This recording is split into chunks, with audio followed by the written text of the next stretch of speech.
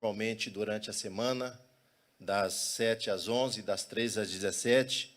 Você que não tem como fazer uma transferência bancária, fazer o depósito através dos bancos credenciados pela nossa igreja, você pode procurar aqui o setor administrativo e estar trazendo a sua oferta, trazendo o seu dízimo.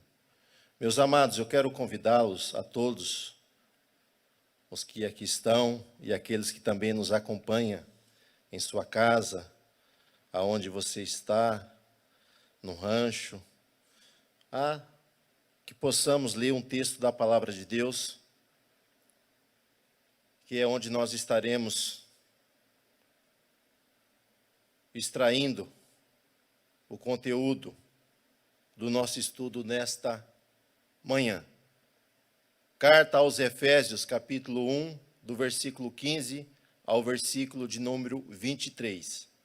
Diz assim a palavra de Deus: Pelo que, ouvindo eu também a fé que entre vós há no Senhor Jesus, e o vosso amor para com todos os santos, não cesso de dar graças a Deus por vós, lembrando-me de vós nas minhas orações, para que o Deus de nosso Senhor Jesus Cristo, o Pai da glória, vos dê em seu conhecimento o espírito de sabedoria e de revelação, tendo iluminado os olhos do vosso entendimento, para que saibais qual seja a esperança da sua vocação e quais a riqueza da glória da sua herança nos santos, e qual a sobreexcelência e grandeza de seu poder sobre nós, os que cremos, segundo a operação da força do seu poder, que manifestou em Cristo, ressuscitando-o dos mortos e pondo-o à sua direita nos céus, acima de todo principado, e poder, e potestade, e domínio, e de todo nome que se nomeia, não só nesse século, mas também no vindouro. E sujeitou todas as coisas a seus pés, e sobre todas as coisas o constituiu como cabeça da igreja, que é o seu corpo, a plenitude daquele que cumpre tudo em todos. Glória a Deus. Meus amados, hoje nós estamos na 4ª lição da nossa escola dominical. Estamos estudando a carta aos Efésios, a igreja eleita, que foi comprada com o sangue de Jesus Cristo e é selada com o Espírito Santo. Aprendemos na aula de número 2, nós estudamos os textos do versículo 3 ao versículo de número 14, onde fala sobre as bênçãos espirituais em Cristo Jesus. Na lição seguinte, na lição de número 3, nós aprendemos sobre o versículo 3 e o versículo de número 4. Duas palavras, dois termos relacionados com a soteriologia, que é a doutrina da salvação, sobre eleição e predestinação. E nessa lição que nós vamos estudar, nós vamos ver que Paulo, ele continua o quê? Escrevendo para a igreja. E agora Paulo, quando ele fala das bênçãos espirituais que é em Cristo Jesus, ele vai instruir a igreja, para que a igreja possa receber o que? A iluminação que vem do alto, que vem do céu. E é o título da nossa lição, a iluminação espiritual do crente. Então Paulo, ele roga a Deus, para que a igreja tenha essa iluminação, para que ela possa compreender a grandeza da sua chamada e as riquezas da glória que há em Cristo Jesus e a força do seu poder. Então, a oração de Paulo é para que nós sejamos o que? Iluminados. E nós vamos ver, meus irmãos, que a falta de iluminação que vem do alto, a falta de conhecimento a respeito de Deus, é a causa de tropeço e de fracasso de muitas pessoas. Porque já no Antigo Testamento, nós vamos ver Oséias no capítulo 4, no versículo 6, Deus usa a boca do profeta e o profeta vai expressar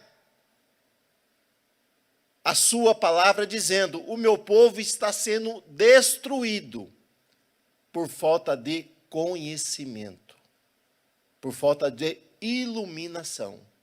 O salmista diz: lâmpadas para os meus pés é o que? É a tua palavra. Então a palavra, ela dá claridade, ela dá o quê? Uma visão ampla do que está ao nosso redor e do que vai acontecer. Então nos ajuda o quê? Na nossa caminhada, no nosso andar. E mais para frente, nós já vamos encontrar no Novo Testamento também, Jesus agora também trazendo o quê? Essa verdade, dizendo que errais por não conhecer o que? As Escrituras, e nem o poder de Deus. Então todo cristão deve buscar o que? A iluminação de Deus, para que possamos, meus irmãos, andar de maneira digna, para que possamos compreender as bênçãos, não só materiais, mas as bênçãos espirituais que Deus tem reservada para todos aqueles que têm se achegado em Cristo Jesus. Então Paulo vai dar continuidade relacionado que a essas bênçãos espirituais. Nós fomos eleitos, fomos adotados, fomos remidos e fomos selados. Essa verdade, Paulo agora quer que eles compreendam de uma maneira mais ampla. E Paulo vai continuar o texto. Olha só o que vai dizer o versículo de número 15. Pelo que, ouvindo eu também a fé que entre vós há no Senhor Jesus Cristo, e o vosso amor para com todos os santos. 16. Não cesso de dar graça a Deus por vós. O que nós encontramos na nossa primeira item da escola dominical é ações de graça. Paulo, ele está, meus irmãos, agradecido a Deus pela igreja de Éfeso, que tem dado continuidade à obra. E uma coisa que nos chama a atenção, porque Paulo está preso. Paulo está preso, mas Paulo não está inerte, não está parando. Paulo está produzindo. Paulo está escrevendo, Paulo está evangelizando, Paulo está ganhando almas para Cristo, mas Paulo não está em Éfeso. O que me chama a atenção é que a igreja ela continua trabalhando, mesmo sem ter o quê? O seu fundador junto. Paulo elogia e louva a Deus pela fé. A fé, ela vem pelo ouvir, e ouvir o quê? A palavra. Se nós queremos ser homens e mulheres de fé, nós temos que aprender a ouvir a palavra de Deus, para que possamos ter uma fé genuína, uma fé verdadeira, uma fé que não venha se abalar diante das dificuldades, das aflições, das tormentas que nós enfrentamos na vida. Então, eles estão vivendo em uma cidade onde há um confronto muito grande com aqueles que servem a Cristo. Mas eles não perderam o quê? A sua fé. E não perderam o quê? O amor, que é a essência do Evangelho, é a fé em Cristo e o amor ao próximo. Porque Jesus disse: vocês serão conhecidos, meus discípulos, se vos amares uns aos outros. E eles continuam operando o quê? A fé, ela é manifestada através das atitudes. E atitudes o quê? Relacionada ao amor ao próximo, ao amor o quê? Aqueles que estão em volta. Então tem gente que, infelizmente, o que nós vamos encontrar aqui, que essa igreja ela é motivada por Cristo. Mesmo diante das motivações, mesmo diante não tendo ali o seu líder, eles continuam o quê? Fazendo a obra. Continuam confiando em Deus. Então, a nossa motivação em tudo aquilo que nós vamos fazer, ela tem que ser relacionada à pessoa de Jesus. Se nós fazemos alguma coisa, tem que ser para Ele. Infelizmente, meus irmãos, alguns fazem, mas eles estão fazendo porque eles querem o que? Os holofotes. Eles querem a fama. Eles fazem porque eles querem aparecer. A motivação deles é errada. A gente até louvam por estarem fazendo, só que as motivações, elas não estão centradas em Cristo, elas não estão voltadas para Ele, estão relacionadas apenas com o seu ego. O líder não está presente, só que eles estão fazendo a obra. Tem gente que só faz se o líder estiver presente, que só vem se o líder vir junto. Mas aqui nós temos uma igreja que ela é fiel ao Senhor Jesus Cristo. É uma igreja que honra os seus líderes, mas praticam obras motivadas por aquele que o comprou ali na cruz do Calvário e por aquele que o remiu. Nós temos que verificar quais são as nossas motivações. Tem gente que só faz, só faz se for assalariado. Ele faz, a motivação dele é o salário. Salário é uma coisa boa, digno, é o obreiro ou é alguém de ter o seu salário, mas a motivação tem que ser para Deus. Não é para o homem, não. Quando Paulo escreve sobre as bênçãos espirituais, ele diz que todas as coisas têm que ser para o louvor e a glória de Deus. Então, tudo o que nós vamos fazer precisa ser para Ele, por causa dEle, por causa da obra dEle, por amor ao nosso próximo, por amor ao nosso semelhante. Se o líder convoca para um mutirão, tem muita gente vai. Leva até o celular para estar tirando um selfie. Mas se é alguma outra obra de Deus, não é do homem, obra de Deus, que é para ser realizada, se ele convida alguém, ninguém quer fazer. Isso, infelizmente, acontece lá fora e acontece com alguns aqui dentro. Lá no serviço tem algumas coisas, as pessoas dizem, não, rapaz, você tem que ir, você tem que aparecer lá, porque você tem que estar em evidência. Fala, rapaz, não preciso disso não, rapaz. A gente tem que fazer relacionado com as nossas responsabilidades.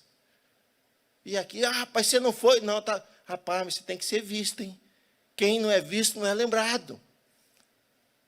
O importa é que Deus está vendo aquilo que nós fazemos, embora aquilo que você faça. Talvez a liderança não consiga ver, mas eu quero te dizer, Deus não te esquece de ti, do seu trabalho, da sua força na sua obra. Deus está vendo e Ele há de te recompensar na eternidade, porque haverá um tribunal. Não para condenação, mas Paulo, escrevendo aos Coríntios, ele disse que tudo aquilo que nós fazemos será provado um dia, para ver qual foi a nossa motivação. Qual é a tua motivação, você que está me ouvindo? A tua motivação é para a glória de Deus? Porque essa igreja, ela começou até bem. Porque o trabalho não significa que a motivação seja Deus. Essa mesma igreja, que é elogiada por Paulo, nós vamos ver que essa igreja ela é divertida agora por Jesus. Então, a igreja de Éfeso, ela recebe 2 cartas. Uma que o Espírito Santo instrui Paulo a escrever, e a outra agora escrita por João. Olha só o que diz a palavra de Deus no livro de Apocalipse, capítulo 2, versículo. Vamos ler do 2 ao 4. Eu sei as tuas obras, olha só, o teu trabalho, a tua paciência e que não pode sofrer os maus. E puseste a prova os que dizem ser apóstolos e não são. E tu achaste mentirosos. E sofreste e tem paciência, e trabalhaste pelo meu nome, e não te cansaste. Agora olha o versículo de número 4. E tenho, porém, contra ti, que deixaste o teu primeiro amor. A igreja estava fazendo, só que a motivação já não era a mesma. Eles perderam aquela motivação. Não perca a motivação de servir a Deus. Não perca a motivação de fazer algo em prol do reino de Deus. Não perca a motivação de fazer por amor. Porque é nisso que nós somos conhecidos, como discípulos de Jesus. Se amarmos uns aos outros e fazemos o que? Obras relacionadas com o amor. Então Paulo, ele dá graças. E ele agora vai interceder. Dizendo para a igreja, lembrando de vós, eu lembro de vós nas minhas orações. E é uma oração relacionada com a intercessão. Porque quando se fala em oração, mas é bom a gente ver, oração é nossa comunicação com Deus. Gratidão é agradecermos a Deus por aquilo que Ele faz, que Ele fez, que Ele está fazendo. Intercessão é a oração pelos outros. Então, Paulo ele está intercedendo. Olha a intercessão de Paulo. Para que o Deus de nosso Senhor Jesus Cristo, o Pai da glória, vos dê em seu conhecimento o espírito de sabedoria e de revelação, tendo iluminados os olhos do vosso entendimento, para que saibais qual seja a esperança da sua vocação. Então, todo cristão, ele precisa pedir a Deus o quê? Que seja iluminado. Que seja aberto os olhos espirituais para que possa compreender a grandeza da sua chamada. Paulo, ele fala aqui, embora o nosso comentador ele não vai entrar nesse assunto, mas Paulo fala aqui que nós temos que ter o quê? Sabedoria. Sabedoria que vem da onde? Que vem do alto. Tiago, lá na sua primeira carta, capítulo 1, versículo 5, ele vai dizer, quem tem falta de sabedoria, deve pedir a Deus, que Deus dará deliberadamente, e não vai te cobrar, quando ele faz isso. Então, sabedoria está relacionada, meus irmãos, a um conhecimento amplo que vem de Deus, para que nós possamos resolver questões da qual no conhecimento natural nós não teríamos condição. Porque sabedoria aqui é diferente de conhecimento. Conhecimento é gnose, sabedoria é sofia. Então, sofia, essa palavra no hebraico, significa o quê? Sabedoria. Então, conhecimento você se adquire pelo estudo. Mas sabedoria aqui é que vem do alto. Sabedoria para que possa compreender qual é a grandeza da sua chamada para estar em Cristo Jesus. E ele continua mais dizendo ainda, o espírito de revelação. Revelação significa tirar o quê? O véu. Tirar a cortina para que possa ver. É jogar luz num local escuro e você vai enxergar aquilo que está em volta. Então a nossa chamada é coisa grandiosa, é coisa maravilhosa. E o cristão precisa buscar sabedoria de Deus e ter essa revelação para que os seus olhos sejam abertos e ele possa compreender a grandeza da sua chamada. E qual é a grandeza da sua chamada? Meus irmãos, nós somos chamados para sermos separados, para sermos santos. Não podemos dar lugar ao pecado. Nós somos chamados para uma vocação celestial, uma vocação eterna. Deus nos chamou, meus irmãos, para sermos santos. Precisamos compreender essa chamada. E Paulo ora para que a igreja tenha a sabedoria e a revelação de compreender essa verdade. Você foi chamado para uma vida santa. E para o serviço, para o trabalho, para fazer algo em prol de Deus, anunciar o evangelho, viver essa verdade, ter comunhão com os outros. Precisamos compreender isso. Não somos chamados só para ser salvo, para vir na igreja, não. Somos chamados para trabalhar, para estar envolvido, para fazer algo que venha glorificar o nome de Deus. Há uma chamada, Deus te chamou, te vocacionou para que você venha a ser separado, para que você venha a ter comunhão um com os outros, para que você venha adorar a Deus em espírito e em verdade. Você precisa compreender para que foi chamado. Você foi chamado para a vida eterna, para ter uma eternidade com Deus, para viver eternamente com Ele. Só que aqui é um estágio, essa vida é um estágio. Se nós formos aprovados aqui, nós vamos alcançar a eternidade. Mas para ser aprovado tem que passar na prova.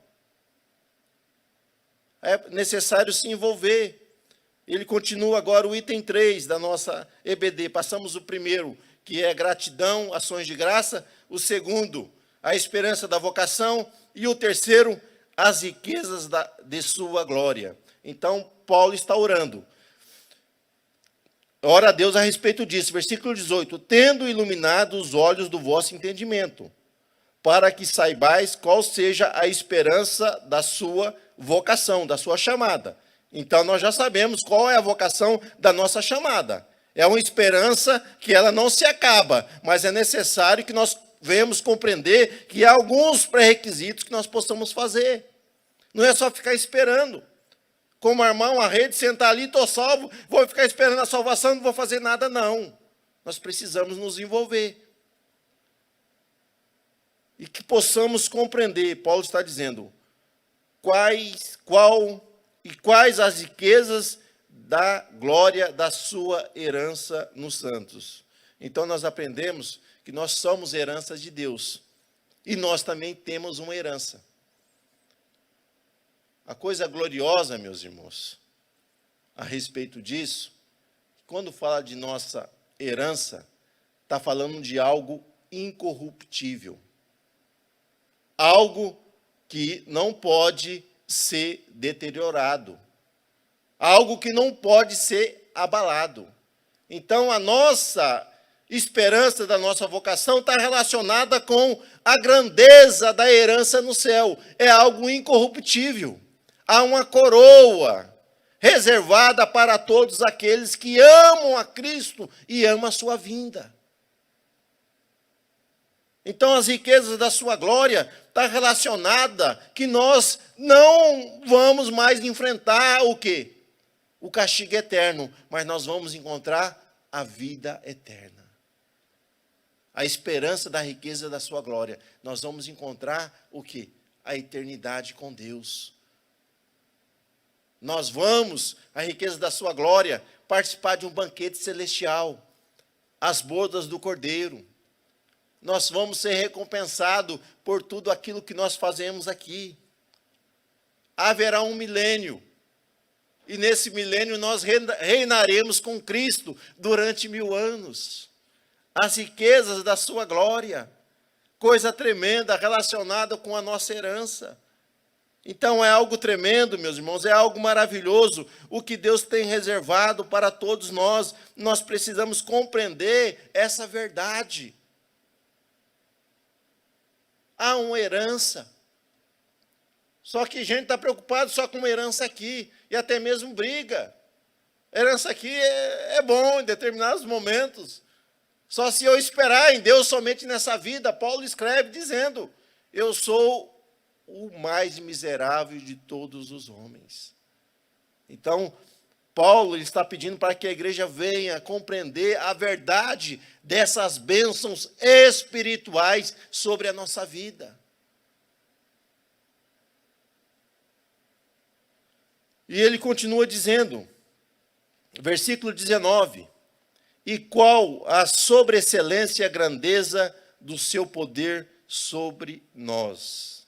Olha que texto maravilhoso que Paulo está dizendo. Ele está dizendo que o poder de Deus é algo extraordinário. E ele é algo grande. E ele se manifesta em nós. Então esse poder de Deus, esse poder sobrenatural, ele se manifesta no mundo físico. Ele se manifesta, meus irmãos, na realidade material que nós vivemos. Nós vamos ver a grandeza do poder extraordinário de Deus, nós vamos ver quando o povo está ali no Egito. O povo está sendo afligido, o povo está sendo escravizado, o povo está sendo oprimido, o povo está sendo ali perseguido. Mas chega em determinado momento que Deus começa a revelar o que é a sua grandeza. Que Ele é soberano, Ele pode todas as coisas. E aí o poder de Deus começa a se manifestar na realidade física do homem. E nós vamos ver que quando o povo chega perante o mar vermelho, há um grande obstáculo ali para que eles possam ser salvos. E ali aquele desespero, ali aquela incredulidade, aquela, Moisés, tu nos trouxe aqui porque no Egito não havia sepultura, e aquela murmuração toda. Mas Moisés diz para o povo, olha, vocês fiquem quietos e vocês se calem, que vocês vão verem o que? A excelência, o extraordinário poder de Deus ser revelado entre nós. Porque Deus pelejará por vós, e vós calareis. Então Deus manifesta, meus irmãos, a grandeza do seu poder. O mar ali ele é aberto. O povo passa em pés enxutos. Atravessa o que? Aquele mar. E os seus inimigos que vêm atrás, eles são ali destruídos ali pela manifestação do poder de Deus. Então nós temos que compreender. Nós passamos por muitas dificuldades, passamos por muito aperto, mas Deus sempre irá operar em nós. O seu poder ele é grande, ele é extraordinário, ele é maravilhoso. E ele continua dizendo ainda, na continuidade do versículo, o que cremos segundo a operação da força do seu poder. Então o poder divino ele é manifestado em nós. Olha que coisa tremenda. Nós somos o quê? Um vaso frágil, limitado, cheio de imperfeições, mas que tem algo tremendo em nossas vidas, que é a manifestação do poder de Deus em nós, que é o Espírito Santo. Então a manifestação do poder, ela vai fazer a diferença. Paulo, quando ele chega ali na cidade de Éfeso, nós vamos ver que a cidade de Éfeso era uma cidade entregue, o que é a imoralidade, entregue à prostituição, entregue à idolatria, entregue à feitiçaria, entregue a muitas coisas maléficas. O maligno ali reinava. Mas quando Paulo chega, meus irmãos, o seu evangelho não foi somente em palavras, mas foi na manifestação do poder de Deus. Porque quando Paulo chega em Éfeso, milagres extraordinários vai acontecer naquele local. Vamos ler o que diz a palavra de Deus? Primeiramente, vamos ler lá em Marcos, capítulo 16, versículo 17. Olha que coisa tremenda que nos diz a palavra de Deus. Marcos 16, 17. Jesus dizendo, estes sinais seguirão os que creem, e em meu nome expulsarão demônios, falarão novas línguas, pegarão nas serpentes, e se beber alguma coisa mortífera, não lhes fará dano algum. E imporão as mãos sobre os enfermos e os curarão. E olha só o que está escrito em Atos dos Apóstolos, capítulo de número 19, versículo 11, e o versículo de número 12. Atos dos Apóstolos, capítulo 19, versículo 11. E Deus, pelas mãos de Paulo, fazia maravilhas extraordinárias, de sorte que até os lenços e os aventais que se levavam do seu corpo aos enfermos, e as enfermidades fugiam deles, e os espíritos malignos saíram. Olha que coisa tremenda. O que Deus fez na cidade de Éfeso foi tão extraordinário. Os paralíticos eram curados, os surdos ouviam, os mudos falavam, os cegos viam, coisas tremendas estavam acontecendo. E a magnitude do poder de Deus era tão grande, que Paulo, como homem, era limitado a estar em todos os lugares.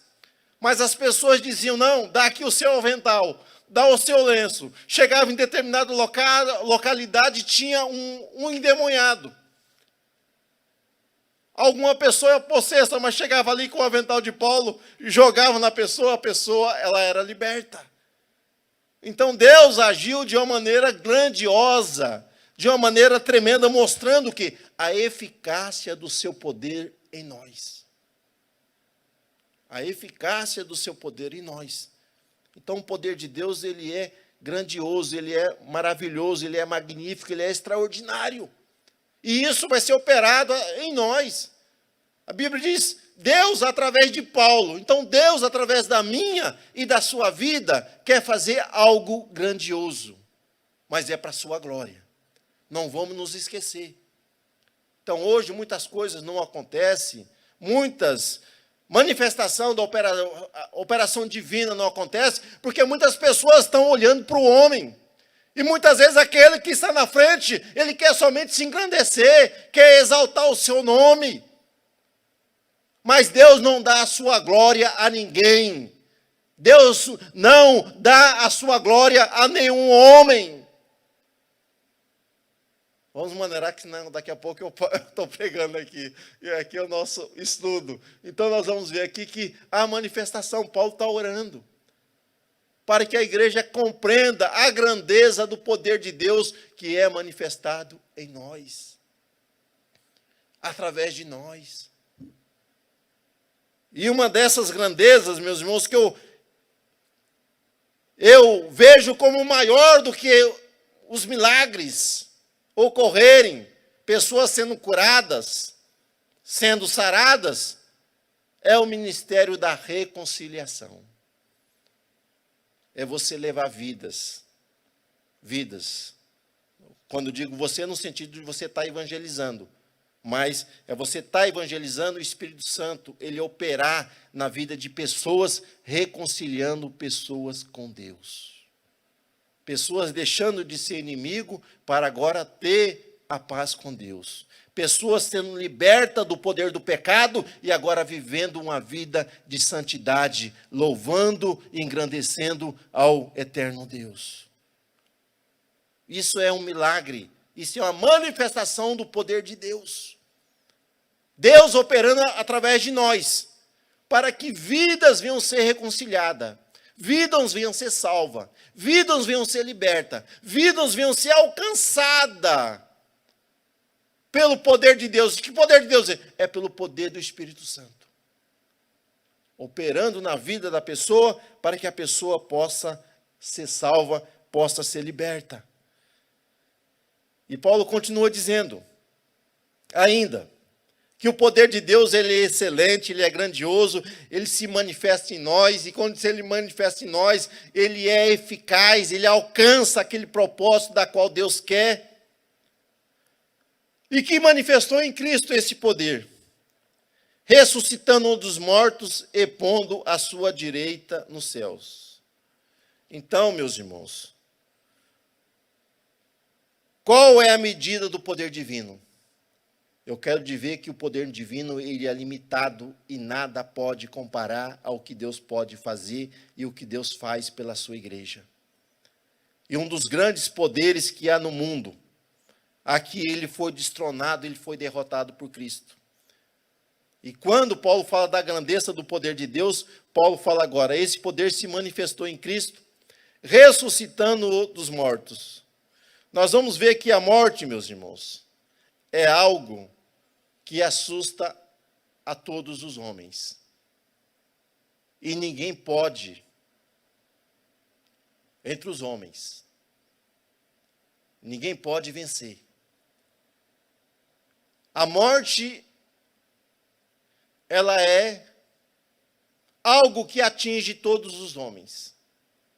Posso dizer que a morte era um jumento selvagem, um animal indomável, da qual homem algum tinha o poder de domá-lo ou vencê-lo.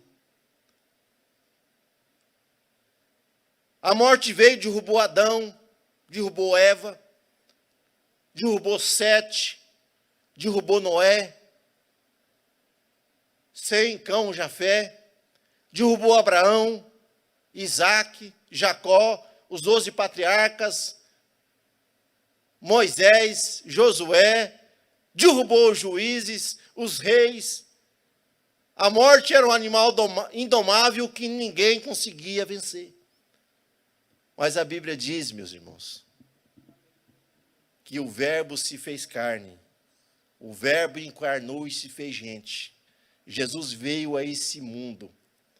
Embora fosse Deus, ele veio como homem.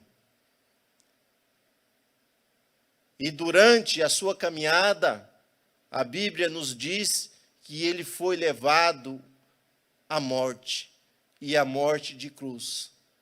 Então, esse jumento indomável, ele chegou até o nosso Senhor e Salvador Jesus Cristo. E achou que levaria também Jesus o quê? A queda.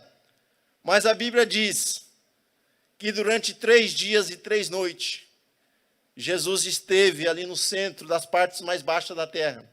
E ele montou sobre esse jumento selvagem, sobre a morte.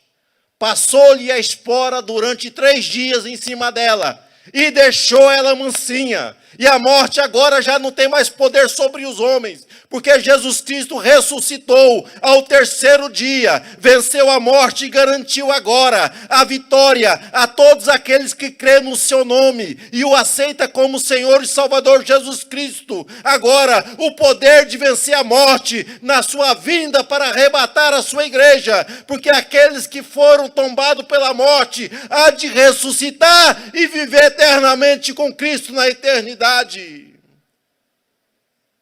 A morte foi vencida, a morte foi derrotada, a morte foi destronada. Jesus Cristo, ele é o Deus Todo-Poderoso e nada pode superar, porque ele é aquele que tudo pode e ele destrona o poder da morte. Então, Paulo escrevendo, ele deixa essa realidade, essa verdade, que essa manifestação do poder de Deus, né, essa dinamite, ela veio e destruiu, meus irmãos, o império da morte, destruiu o império do pecado, destruiu o império da iniquidade. E agora garante aos homens a vida eterna. Então, a ressurreição de Cristo foi a maior exibição do poder divino manifestado à humanidade. Nenhum outro homem, outro ser pode ressuscitar, pode trazer a vida, mas isso somente está em Cristo Jesus. Destronou e venceu a morte. E por isso, ele é aqui, como diz o nosso primeiro item desse 3º texto, ele é as primícias do que dormem. Por que as primícias? Porque ressuscitou e não voltou mais a morrer. Porque os homens da antiguidade, alguns ressuscitaram, mas voltaram a ser vencidos pela morte. Mas Cristo, ele é a primícia, é aquele que venceu a morte, ressuscitou e vivo está. E agora, Paulo dizendo que ele ressuscitou, vencendo a morte, e está acima de todo o poder que há sobre o presente século e também o vindouro. E Deus o colocou que à sua direita, ele foi elevado e colocado à direita de Deus. Quando ele usa essa terminologia, ele está dizendo, meus irmãos, que nenhum poder é capaz de superar o poder que há em Cristo Jesus.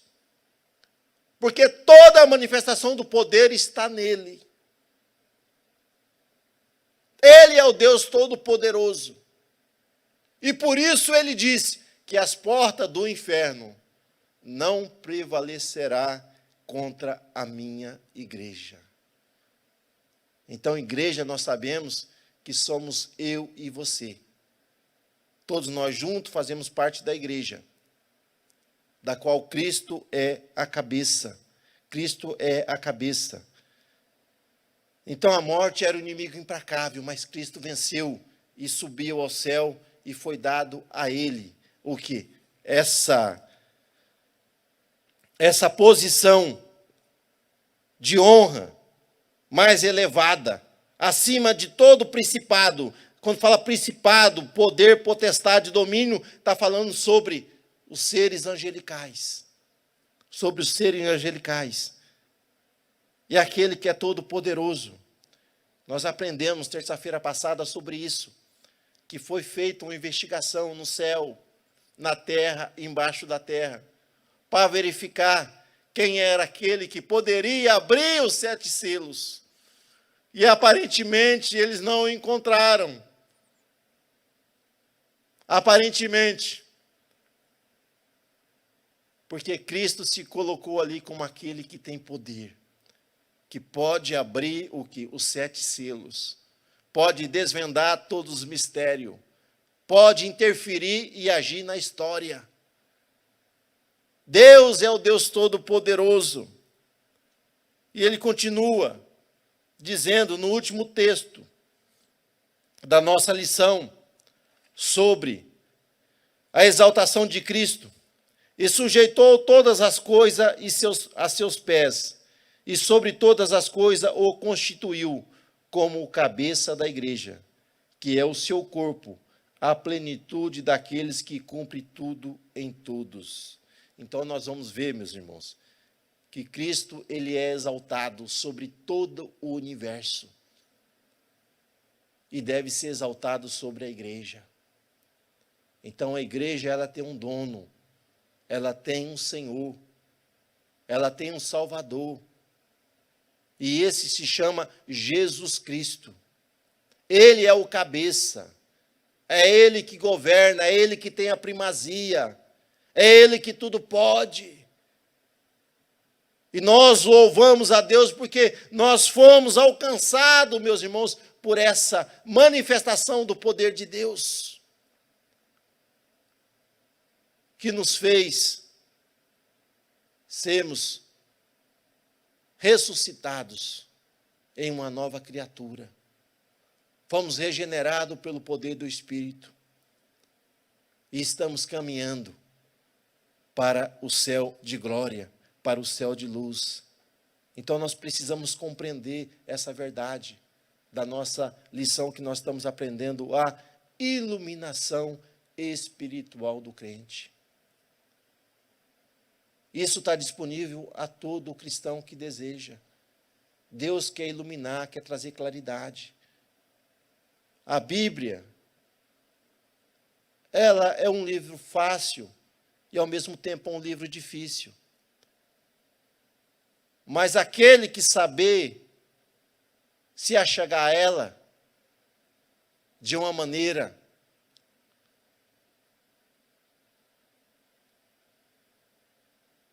de humildade, de reconhecimento, compreendendo o que é a palavra de Deus, dando lugar ao Espírito Santo, ele vai compreender essas verdades. Porque o homem natural não compreende as coisas de Deus. Por mais sábio, ou por mais conhecimento que ele esteja. Mas o homem espiritual, ele compreende todas as coisas e de tudo ele consegue discernir. Então Jesus disse: errais, por não conhecer as Escrituras. Nós só vamos conhecer as Escrituras verdadeiramente se nós formos iluminados pelo Espírito Santo. Se nós somos alcançados por essa claridade divina sobre nós. Então a nossa vida é como se fosse uma casa que não tinha porta nem janela, era uma escuridão. Mas quando aceitamos a Cristo, nós vamos ver, foram criados que porta, janela, a iluminação, a claridade, ela entrou em nós.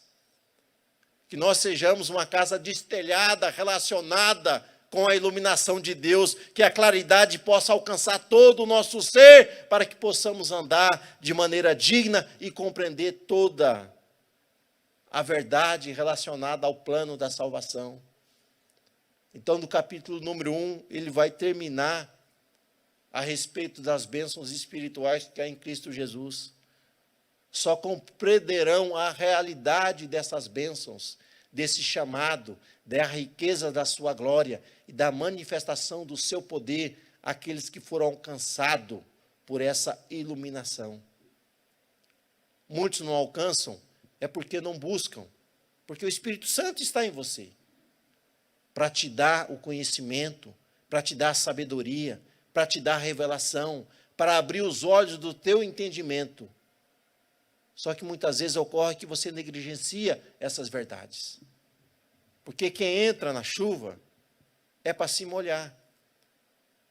Então Deus quer derramar suas bênçãos sobre nós. Mas nós precisamos tirar o guarda-chuva, meus irmãos. Desarmar perante as bênçãos de Deus. Que aí nós vamos ser alcançados por todas elas. E nós vamos ser um instrumento de bênção para a honra e glória do seu louvor. Amém? Nós estamos chegando ao final da nossa escola. Queremos agradecer aqui todos aqueles que têm nos acompanhado nesta manhã dominical, estudando a palavra de Deus, relacionado a este título, a iluminação espiritual. Eu vi uma prima postando no Face, né? Senhor, ilumina a minha casa. A única maneira da casa ser iluminada é quando Jesus chega lá e a liberdade dele operar em nossas vidas e a liberdade do Espírito Santo. Quando ocorre isso, verdadeiramente nós seremos iluminados. Não há outra maneira de sermos alcançados, sermos impactados pela manifestação da luz divina, se nós não nos rendermos aos pés de Cristo. Nós vamos convidar aqui ao nosso amado presbítero, irmão Wanner. Ele vai estar fazendo essa oração final e logo após nós estaremos dando a bênção apostólica. Queremos agradecer você que ficou esta manhã aí no seu lar, no seu carro, nos acompanhando aqui nesta escola dominical. Queremos agradecer a nossa pequena cantora, né, Lolo Luísa, que nos acompanhou aqui, o seu pai que trouxe ela aqui para participar da nossa escola, e que Deus possa continuar com as mãos estendidas sobre a nossa vida. A paz do Senhor pelos irmãos. Oremos. Maravilhoso Deus, Deus de glória, nós te louvamos, Senhor, por estar aqui, Senhor, na tua presença, Senhor, aprendendo da sua palavra, Senhor, ó doce Espírito Santo, venha, Senhor, iluminar as nossas vidas, ó Pai. Ó Jesus, venha abençoar, Jesus, a igreja, Senhor, que está, Senhor, em suas casas, Senhor, os irmãos, Senhor. Venha abençoar a todos nós, ó Pai. Nós podemos ser um instrumento, Senhor, nas tuas mãos, Senhor. Aprendendo, Senhor, cada vez mais e mais da tua palavra, ó Pai. Te louvamos e te pedimos e te agradecemos por tudo, Senhor. Em nome de Jesus. Amém. Você que está na sua casa também, levanteis as mãos. Que a graça de nosso Senhor e Salvador Jesus Cristo, o grande amor de Deus, nosso Pai, e as consolações do Espírito Santo, seja hoje e sempre, com todos aqueles que temem a Deus. E você também pode dizer? Amém. Glória a Jesus.